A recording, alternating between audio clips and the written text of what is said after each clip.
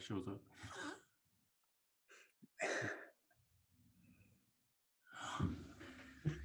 I pledge allegiance to the flag Flag of the United States of America, for which it to the stands, republic yeah. for which it stands, under God, one nation, under God, justice.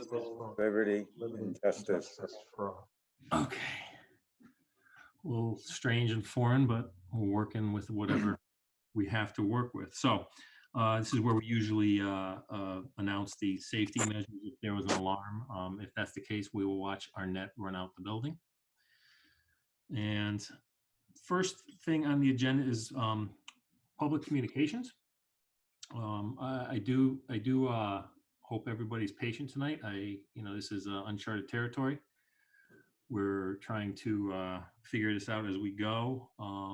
My suggestion that is if any of the authority members have questions or want to interject with something, maybe we can just put our hand up so I get some type of visual, and we can then go in order. But the first item we have is public communications, is TriStar Development Communications, TriStar's preliminary approval memo, and then the WS Development final approval memo. In your pack, we got emailed a huge pack for the authority members today, and what we're doing is we're going to break it down into sections. First one obviously is TriStar Developments, and what I'd like to do is have Walt give the authority members a summary of the situation, where it stands from an engineering perspective. For those of you that may not remember, this is the North End development. There was originally an approval for connecting to the sewer system based on the development was originally put together in the North End there. So what we have here is I guess the best way to put this would be an assuming of the original approval with certain modifications in place. So at this point, Walt, I'll hand it over to you. Yeah, I think really it's really three issues that have come up as a modification to the preliminary design approval. Really, the first one has to do with substitution of different types of pipe.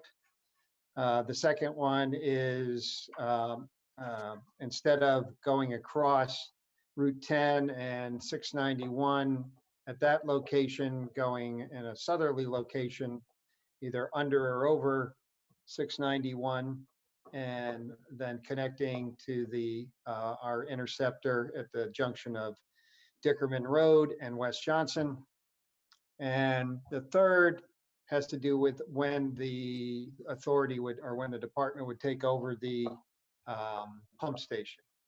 So I'd written a kind of memo to authority members regarding this. Really, with respect to the three items, the first one was on the pipe, which I had further discussions with Scott Hallier today. We don't take any exception to the PVC or C900 fusible pipe. The second, we had pointed out a clarification that Tom Knowlton has said is the intended location where it would be discharged, which is into the 24-inch interceptor that runs, like say, at the junction of Dickerman and West Johnson. That leads directly to our West Johnson pump station that was just recently upgraded, was part of the proposed service area. The third one has to do with when the authority would take over the station. And I included the approval from WS Development a few years back. And at that point, it was envisioned WS was developing the whole property. So we had in there that once a second owner connected to the system, then the town would take it over. The current model, and you guys are welcome to elaborate on this, but the current model basically subdivides that property so that it will, as it develops, there'll quickly be a second and a third separate owner that would be connecting. So it'd be in the town's best interest to own the system at that point in time. So as far as those three items, I don't have any issues with them. I did include, just because we had really gotten to the point of final approval with WS on the pump station, some of the key points as far as what we were looking for in that station. We actually had the final design completed. So, obviously we'll still have to see the final design to the pump station, the force main location, et cetera. But as far as those three items, I don't see any issue with modifying the preliminary approval to accept those. Okay, I have to interrupt for 1 second. We broke protocol here, and what we didn't do was actually take roll call at the beginning. I can do that. Yep, let's insert that at the beginning. Sorry, Marilyn.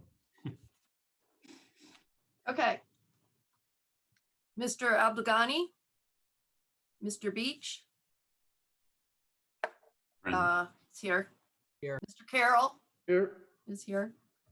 Chairman Parati, Present. Tom Scannell, Here. Zach Welburn, James Urbano. Here. You have a quorum, Mr. Chairman. Thank you. So, okay, thanks, Walt, for the summary. Does any members of TriStar Development have any type of I want to say a presentation or annotation comments that they would like to add or give to us before we have any of the authority members ask any questions that they may have? Anthony Fazzone, I'm speaking on behalf of the applicant. We agree basically with, beyond basically, we agree with what Walt has said. There are the three aspects. There is currently an existing feasibility approval based pretty much on the system that WS Development had approved to final design.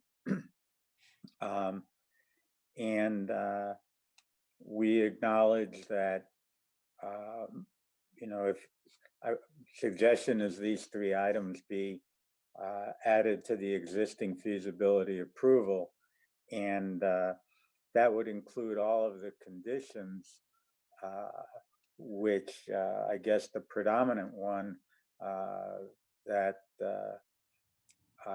were in the predominant ones that were in the existing feasibility approval is that it's all subject to final approval and design approval by the authority.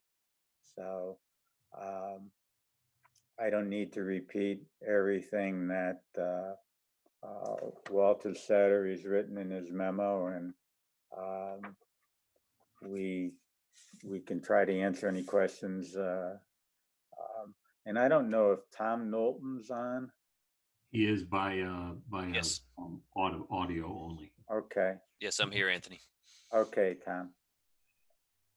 So that's really, I don't know if you have questions about the pipe in particular.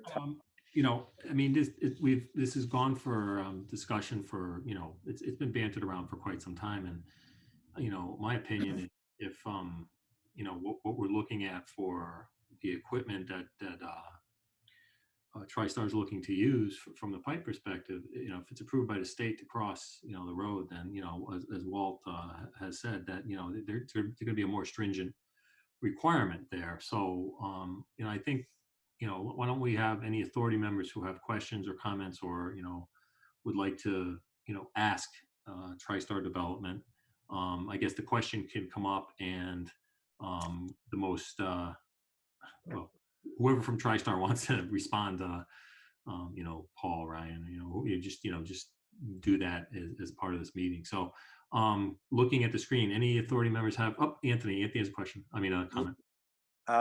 Yeah, one of within the route to Dickerman Road, and more, I guess, the route to the 24-inch pipe in The gravity point. There, an alternative that is we're asking is to approve a directional drilling under Under 691. Okay. Um, Arnett, can you put up page 17 of 1A1 on the screen? That is the conceptual sewer force main that the members can see. And then you know, the authority members will be able to at least take a look at it if you it's also in your packet, but we can just show the other members here.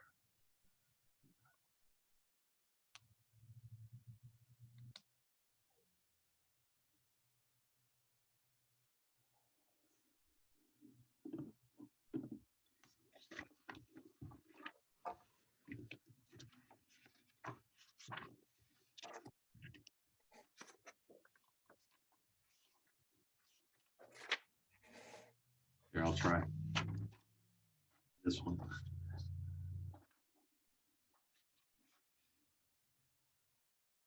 Okay.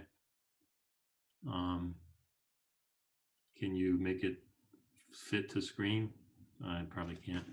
We also have to do this. Okay, good. So right now, the way the force main is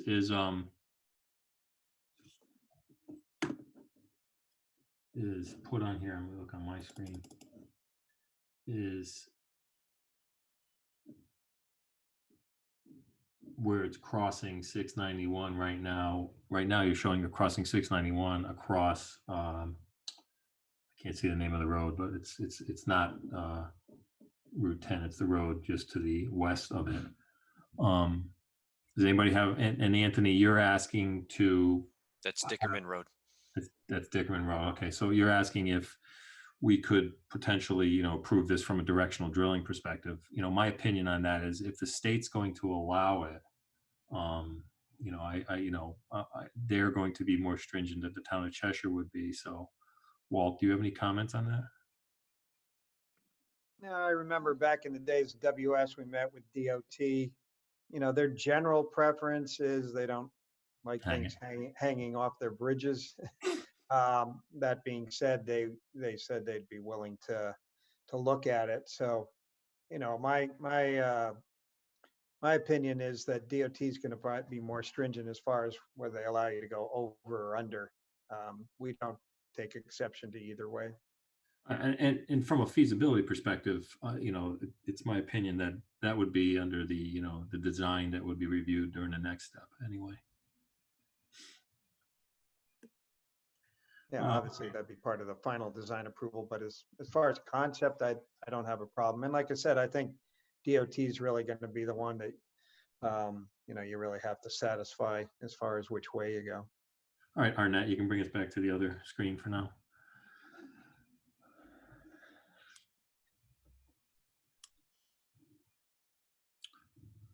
Okay, any authority members have any questions for TriStar? Yes, that would be Steve. Please take your off mute so you don't talk to us for an hour before we hear you. He didn't. Okay, here we go. Two questions. One is more of a curiosity question. Regarding the pipe, are you intending to know whether you're going to be using the PVC versus the HDPE by the time we get to final approval? Okay, who wants to answer that? Paul?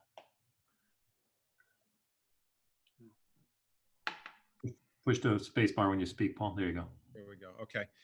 I think at this point, we're not sure exactly which product we're going to use. We've talked to a couple of different general contractors that are pricing this, and some have more experience with one product versus the other. And we're told that both products would do the job just as well as either one of them. And so I think we're close to deciding, but you know, it's going to be an engineering exercise that Tom and Milo and McBroom are going to have to participate in and really drive. But we would just like to know that we could use both of those products, Steve, before we actually pay the money and spend a lot of dollars in the design and then find out that it doesn't work. But we've met with a couple of large contracting firms that have experience with horizontal boring and with hanging pipe off of state highway bridges. So, we're trying to obviously look at performance, we're trying to look at costs, and we're trying to just make sure that we can, find a product that suits everyone's interests. Paul, I think the question was whether or not you would know what you're going to use when you present final design to the commission. Is that right, Steve? Yeah, Okay, then I'm sorry, I missed that. But yes, so so you'll know by then. we'll know then exactly. Okay. Okay. My other question is probably more to the commission regarding the feasibility application. It's dated December 2018, and I'm curious, are we modifying that modifying that application? And are we resetting the clock? Because I know these feasibility approvals have a time constraint on them.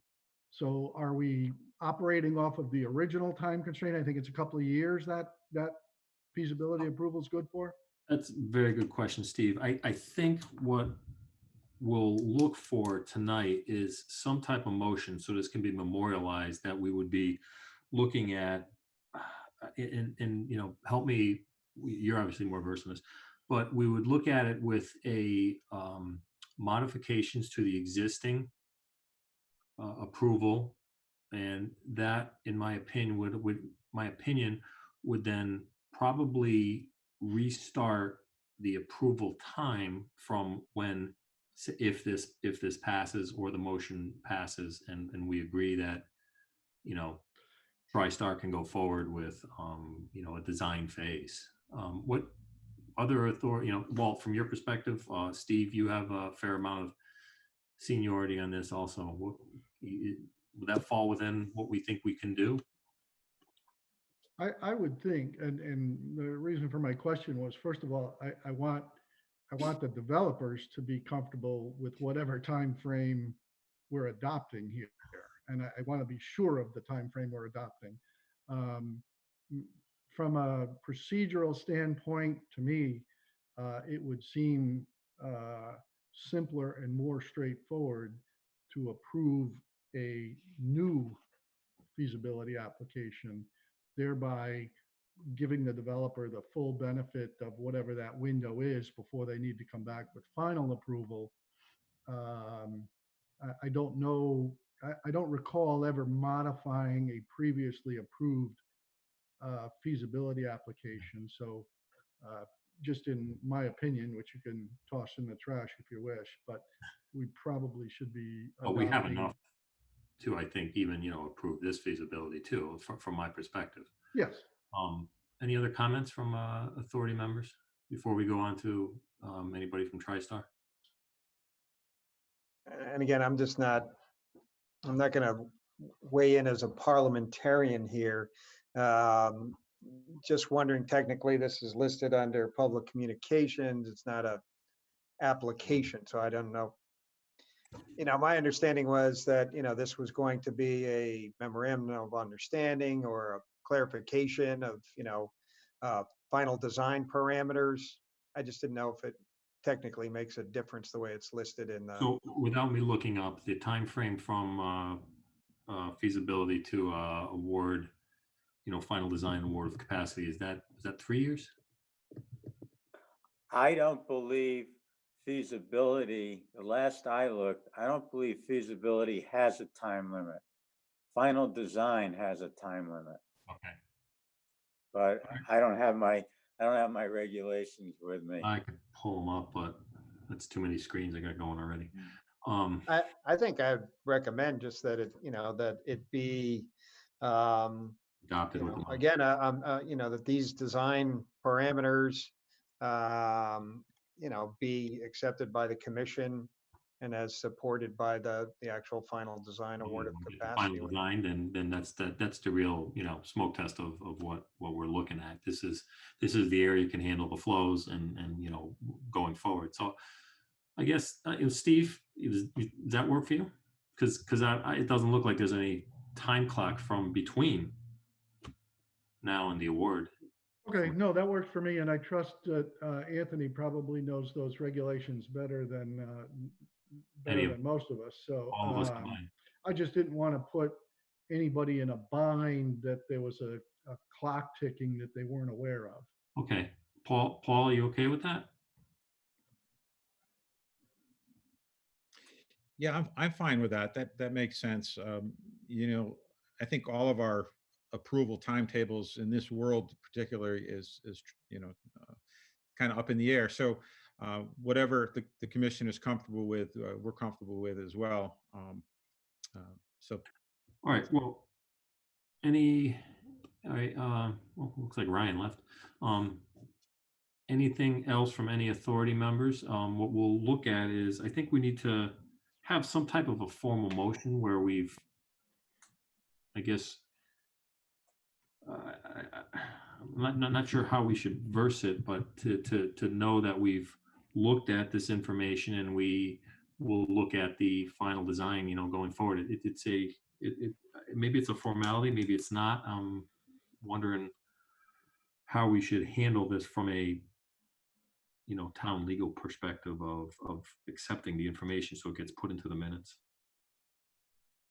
I think it could be as simple as that, that the commission, accepts the following 3 conditions, that, either the HDPE pipe or the PVC pipe specified would be acceptable for final design, boring under or hanging off the bridge, are acceptable means of crossing 691, the terminal location being, the 24-inch main on West Johnson, and that, subject to obviously acceptance of final design, that the pump station be taken over by the town once completed. Yeah. Once the pump station is completed, or once the first connection of the sewer? I really think it's once it's completed. I mean, that's I believe that's what the applicant's asking for. So. Weren't we supposed to have a second entity come in? And at that point in time, when somebody else comes in, then it becomes property of the town? That was the what original. What I was saying before, Tom, is that this model is different than the previous one. Before WS owned the whole parcel or was going to control it all, when we envisioned a second parcel, it was probably from the east side of Route 10. In this case, it's been subdivided so that basically within what was formerly the WS, there's multiple properties. So there could be, multiple connections almost immediately. Multiple owners, yeah. So what is the actual trigger for the town to take over? Turn it on and it works. I think the trigger should be, once it's, considered complete, operational. To the town standards. And, and the first connection is ready to go to it. I mean, obviously we don't want to take it over if, it takes 4 more months for something to get completed, but, once it's completed, ready for operation, and we have somebody that's ready to actually send flows to it. This is also a feasibility approval, so I don't know that it's necessary to, completely tie this up in a neat little knot as to when it would be turned over. That would happen when they come to us for final approval.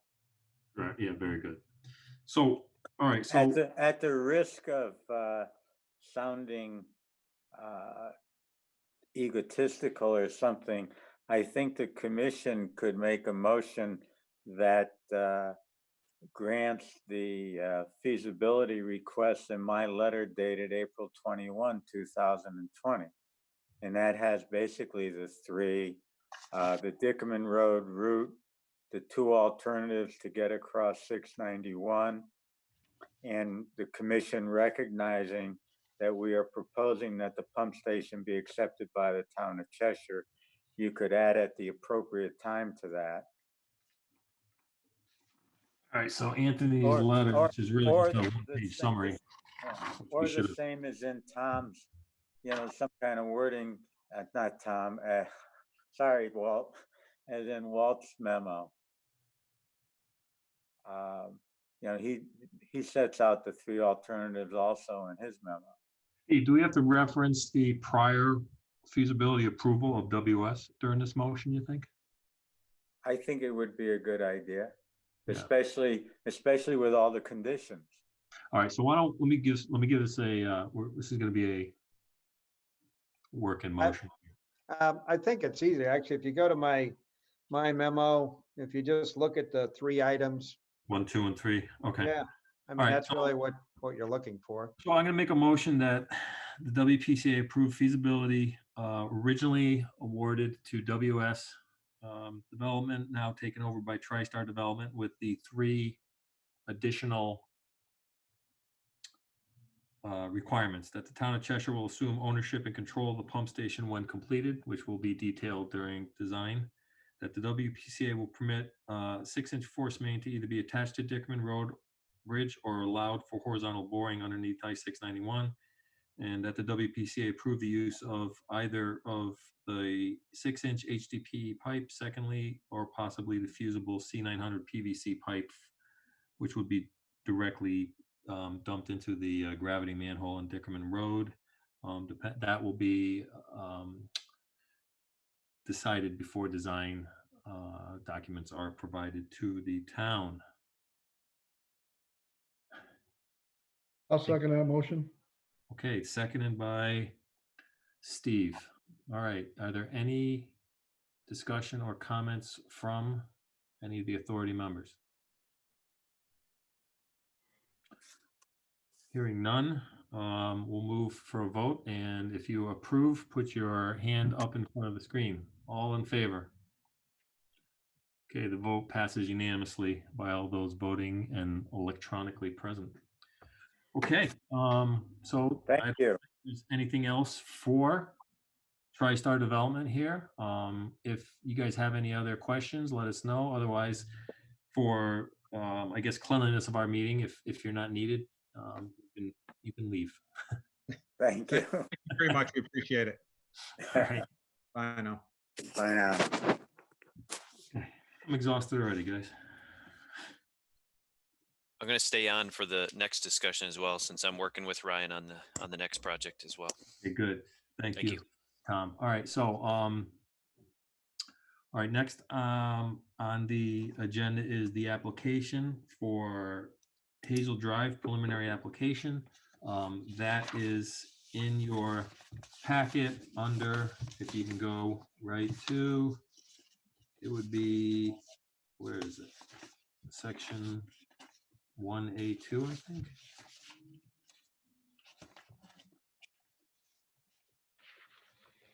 Yeah, it's one. No. It's. Okay, yeah, so it's document 2 applications. In your packet, this would be the first page where we're looking for. So I guess who's taking over the presentation? Would that be you, Ryan? Yes. Okay, well, Ryan, you have the 2-inch screen for all of us. Feel like I'm a kid in the Brady Bunch. Thank you all for hosting this virtual meeting. This is tough for everybody, but we'll get through it. So we're seeking for feasibility approval for a residential development at 50 Hazel Drive. The extent of the development that we're proposing consists of 2 residential buildings, each with 57 units, or a total of 114 dwelling units on the property. I could pull up some graphics if you would like that were submitted as part of the application, or I could just keep talking, whatever the Well, I preference. think if you reference them, it's easier for us to see them on Okay. our, packet, as opposed to bringing them up. It takes quite a bit of time to get them up, and but we could try it that way first, and if we need to describe something in detail, I think we'll bring it up. I can share my screen. I have them loaded Can already. you do that, or do you have to allow it? Brian could, I think it'd be helpful. You're on mute. Sorry. Yeah, I might have to give you permission, but if you want to try and it works, then we'll go ahead. And if it doesn't, I'll take a second and go back into the settings. Well, I don't have permission. I just tried it. But Oh, then you're good. no, I don't have permission. Oh, you don't, you said. No. Okay. Yeah, no. Okay. Is it anything that would be in the packet that they would have, or is it in addition to? No, it's not. Nothing would be in addition to. I just splashed a little bit of color on some of the plans just to Okay. illustrate what we got. But it really isn't that critical at the moment. So the property is about 22.7 acres in total. The majority of the frontage of the site is on Hazel Drive.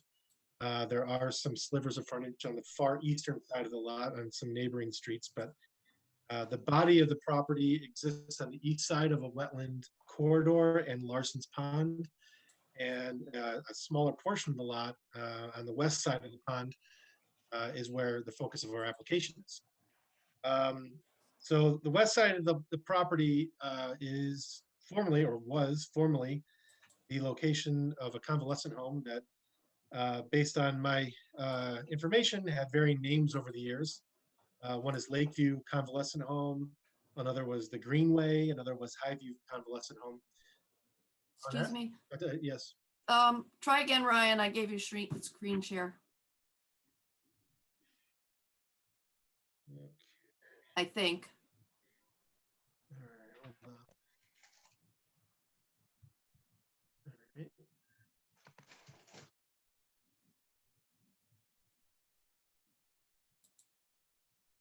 All right, let's see. All right, so do you all see this? Yes. Yes. Yep. Okay, great. So this is the existing conditions plan that we submitted as part of our application. And what remains on the property from the old convalescent home are essentially the north and south wings of the building. On this particular map, north is to the right, Hazel Drive is at the top to the west, and Larson's Pond just off sheet is to the east, bottom of the sheet. The convalescent home historically had over 100 occupants, dozens of staff, and in 1993, the property, which is formerly on its own septic system, was converted and connected onto the town public sewer. The site was served at the time by a pump station discharged to a sewer main located within Hazel Drive. Hazel Drive has an 8-inch sewer line currently in place. And the property, or the convalescent home, continued use of the sewer for a range of about 10 years until it went bankrupt, and has since been discontinued and mostly demolished. So the site right now is primarily is completely unoccupied, other than some vacant buildings and some old historic parking lots. The convalescent home was approved in 1993 by the WPCA for a total estimate of 9,000 gallons per day of sewage generation. Through discussions with Mr. Gankars, we were able to, he was able to find some old sewer bills for the property. And as best we can gather from the amount that the sewer bill was for, without being able to have exact water usage data, we kind of interpolated the dollar amount and back figured a flow of roughly 15,000 gallons that particular billing period. So essentially the range that the property used to utilize was somewhere in the range of 9 to 15,000 gallons per day. So what we are seeking approval for now, and I'll fast forward to proposed conditions. As I mentioned earlier, can everyone see this? Yes. You're good. Pretty darn good. 2 residential buildings. Okay, great. 2 residential buildings on the property. The southerly, or the one on the left, is located generally where the prior building was. And the building on the north or on the right is a little bit off where the parking lot was previously or is currently located.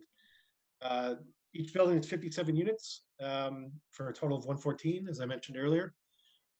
The unit matrix is very much focused on smaller style apartment units with 48 studio units, 48 single bedroom units, and the remaining 18 dedicated to 2-bedroom units.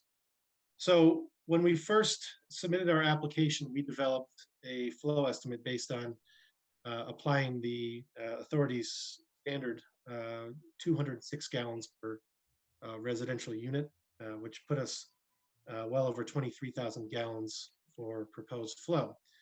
In discussions with Walt, we thought it might be appropriate to consider a different flow estimate given the unit matrix, the vast majority being very small units. So we applied for Metcalf and Eddy, typical standard per person water usage, or in this case, sewer usage, along with population estimates from Rutgers University for studio and single family bedrooms versus 2-bedroom units to arrive at what's probably a more realistic 12,005 gallons per day.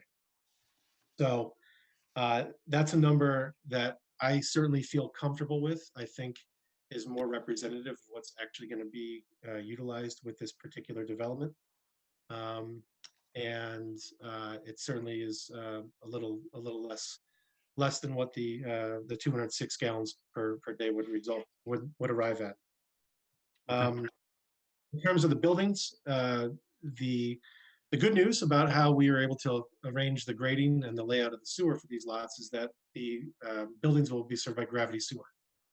So the pump that was serving the prior building will no longer be needed with this development. So we're able to on-site through about 750 feet or so of on-site sewer shown in green on the top of your screen. Route both buildings. You follow my cursor, follow both buildings and connect into the sewer and Hazel Drive on the southwestern corner of the property. Ryan, that's not using any existing pipes, correct? That's correct. We'd be all new construction, all new installation on site, connecting into the existing sewer on Hazel Drive. Another item that Walt asked us to investigate was or is the capacity of an existing 8-inch ductile iron sewer on Waterbury Road, Route 70, just to the south of our site, that helps to convey the sewer from this portion of town, northwest corner of town, on Waterbury Road. And there is an 8-inch sewer that is fairly flat at 0.44%. And we prepared some estimates of the total flow that likely coming from up gradient. We estimate about 150 residential dwellings, a couple apartment complexes, a few commercial buildings, including Blackie's fire station and some commercial garages, to the point where we estimate that there are about 107 gallons per minute coming down that pipe today. And under proposed conditions, with 12,000 gallons from this particular site, we up at about 134 gallons per minute in that pipe, and the pipe capacity of 167 gallons a minute. So we believe that our flow from this site would have a detrimental impact on the most restricted pipe downgrading of our site. So capacity is 160, and you're guessing your calculations are about 120? We'd be at about 134 with this site included. That's 50%. That's 50% capacity, right, Ryan? That 167 number is 50% of the pipe capacity. Yes, it's the pipe flowing half full would be 167 gallons a minute. Yeah, 50% capacity, right? Yeah. So we're below 50. Okay. All right. So that's the the quick version of the proposal. Again, we're seeking feasibility for connection of these two buildings. If there's any questions, I'd be happy to answer them. Okay. You don't have any more screen need sharing? I mean, I could toggle between the two, but I don't, unless you guys want to see my Yeah, put it calculation. back and we'll have the authority members ask any questions that there may be. So I'm gonna go back to the Brady Bunch. I guess stop sharing your screen, yeah. Do you want me to explain my memo, John? Well, yeah, I was just gonna say, I was gonna ask for your update and then the authority members, any questions too. Yeah, I really just kind of wanted to, in my review memo, there were really several issues that pointed out, which Ryan has subsequently addressed. But kind of the backside to this is that if in reviewing our facilities plan, this is an area that was actually was being sewered. B is in our area that is to be served by sewer. So it's certainly in our growth area. I was initially concerned with the flow estimates because using the previous 9,000 and the estimated 23,000, that was substantially higher, and our facilities plan envisions properties being developed at their current zoning, which in this case is largely our some was R20 and some was R80, I believe. So we did take a kind of a look at refining their estimates, which I don't take exception to. I mean, a number of them are, almost half of them are studio apartments. On the other half is mostly 1 bedroom, and then 18 2-bedroom. So, our 206 gallons a day per household really is based on a single family home. So that's, I think these would in actuality generate much less than that. Wanted Ryan to look at, and he did look at that section on Waterbury Road. Kind of the critical pipe is an 8-inch one. It's at about a 0.5% slope. After that, certainly those of you familiar with Waterbury Road, it drops down pretty steeply. So we get a pretty significant slope after that running down the hill. So like I said, this would still put that at less than 50% capacity. So that gives us kind of a nice hedge on that. The other item I mentioned, and he's kind of clarified, but I just redundant. There was a kind of an extensive on-site sewer system there that connected to our sewer. All of that would be abandoned, removed. Don't want any chance that somebody connects in the future to some old sewer that leaks like heck. A number of the manholes were listed as being full of water, so we certainly wouldn't want any of that. So basically, what I'm saying is that it is in a service area. The revised flows are much more similar to. Oh, I know one other thing was on the sewer bill. Did check with our tax office. For the last sewer bill they showed was 2000. The year 2000, about 20 years ago, obviously, for $14,000.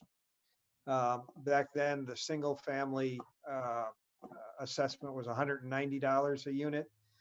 So assuming they use the same methodology that we use now, that would have been about 75 single family homes. So we would have been in a 15,000 gallon a day range. So I guess what I'm saying is that the proposed use seems similar in quantity to where we were. It doesn't impact the downstream conveyance system, and it's in a service area, so I don't take exception to it. Okay, thank you, Walt. Authority members, anyone have a question or comments on the feasibility application from this? Tom's first. You got to go off mute, Tom. Thank you. Does this property require a grinder pump? Walter? Like Okay. Eaton Park? My understanding is no. So, Are you moving there, Tom? You never can tell what the future will hold, as you know. so the way that we have these buildings oriented and is that the first floor, the lowest floor is a garage, is a structured garage. The second, third, and fourth floors are all the residential dwelling units. And the residential dwelling units on the second, third, and fourth will all be able to be served by the gravity sewer. As this project proceeds to design phase, or should it get approval from P&Z and wetlands, the only thing that I could conceivably see that would happen in the garage floor would be floor drains from in the garage area. And if those were to connect into the sewer, they would have a little ejector pump. But that would just be to pick up any runoff from the coming off the cars. So no active plumbing features or fixtures would be required to be in a grinder pump. And this is not a Elam Park or, you know, that type of a development. This is a development for, it's not an age restricted, right, Ryan? Is it? Did I miss something? No, it's not. Okay. As far as that type of connection in the future, Ryan, I mean, that's something we'd have to look at in final design, but in general, it sounds like you're talking about potential stormwater, et cetera, that we don't really want in our We don't want system. that goes back into the river. Steve, you had a question or a comment? Yeah, probably for Walt. Concerning this 8-inch pipe down Waterbury Road, I just want to be sure I got the figures right. The flow is going to increase to, I think, roughly 134 gallons per minute. Was that what Brian said? And 50% capacity is 160. Yes. And as a rule, as a general rule, you don't ever want your, 50% should be ceiling for a sewer pipe. Obviously you don't want to run a pipe at 80 or 90% all the time. But the 50% allows you, basically, a factor of safety, Safety so factor that's or increased flows. Right. So I guess, I guess I just want to be clear on if we've underestimated flows, how close do we get to 160 or beyond, or are we never really that? And then secondly, how long is this 8-inch pipe do we know from where to where kind of that pipe is? Yeah, actually, I'd sent along a copy, but this is kind of the critical segment. It's only about 200 feet long, as I recall. We took the flattest segment. Before and after that, it's steeper than that. This document kind of shows the pictures and everything. If I can add something into this. So basically, just how we arrived at the existing flow coming into this pipe. We looked at the potential for 150 homes upgrading to discharge through this pipe. Not all the 150 homes along Byam Road and Waterbury Road and some of the side streets that are connected. It's probably based on the facilities plan, it's probably somewhere in the range of 100. We took every property that could conceivably tie in on that street and assumed that they were tying in. We assigned a fairly high flow to Blackies, even though they probably use on the order of magnitude of hundreds of gallons of sewage a day. We allotted thousands of gallons of sewage a day for Blackies. So I feel that our existing flow estimates are probably on the conservative side. And even with that, we have an additional 12,000 gallons a day that could go through that pipe before it would reach that 50% capacity. Thank you. You're welcome. Okay. Any other questions? Jason? Yeah, I guess just with regard to the existing sewer, am I correct? The building that's there I know there was mentioned that it was on septic at one point, but then more recently it had been connected to the sewer. what are the plans to abandon those pipes? I assume that that'll be part of the demo permit to abandon the existing sewer pipe. Just want to confirm that. Yeah, our grading and utilities plan does call for the abandonment of the pump station. As part of that, as we develop these further, we can certainly clarify that the manholes downgrading of the pump station, or I'm sorry, upgrading of the pump station will also be abandoned as well. Thanks. Welcome. Okay, so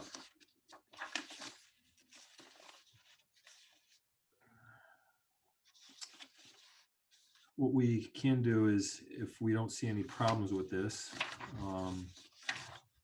we can look at a feasibility award. I'm looking for the documentation in our packet on it. Here it is.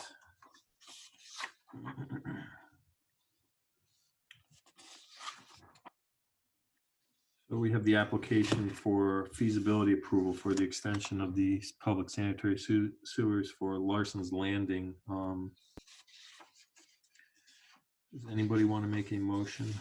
Yeah, I'll make a motion. I'll make a motion that the authority approve the application for feasibility approval for the extension of public sanitary sewers to the project named Larson's Landing located at 50 Hazel Drive. Second. Okay, second. Is there any comments on this? The one thing I'm looking at is under the application, we have the estimated flow here at 23,000 on the document. But that was clarified by Walt's cover memo to the more realistic. But we don't have to 14,000 and change. amend this then. It wouldn't hurt to have it. And Ryan, I believe your number was what, 12,005? That's correct. All right, so let's amend it to the number of what, Walt? 12,005 gallons. 12,500. 12,005. 12,005. Okay, the motion's amended so that the estimated capacity is 12,005 per day. And seconded. Any other comments or? Okay, all in favor? Aye. Okay, vote passes unanimously by those electronically present. Thank you very much, guys. Thank you. Thanks Thank you. for hosting. Thank Have you a all. good Nice night. work, Mr. Chairman. All right. We haven't had this much business in months, True. really. What little virus will do. Did you? All right, so we are now under, is it new business? What's our next tab here? Projects, none. Okay, we have no projects to discuss. We have the superintendent's report next and the status of plant operations. No issues with the plant. As you can see from the graphs, actually the flows for March are actually pretty similar to last year. So things are doing okay. Is UV on? In this month, right? Yeah, UV started April 1st, and then phosphorus starts May 1st. Yeah. Okay. And everybody's healthy down at the plant? As far as I know. Okay. Next item would be town engineers report. I don't have anything for you today. It's a blank page. New business, none, although Mr. Urbano did forward some articles to us about about COVID in the waste stream. And I've been reading a few things here or there about COVID. There was some studies that they did in, initial studies in Massachusetts, and what they were thinking was that by the amount of detectable byproduct of the virus, that they're estimating that the actual infected population is much higher than, really is shown and detected with symptoms. So it's pretty interesting. I don't know if Jim was going to go down and do more sampling himself or.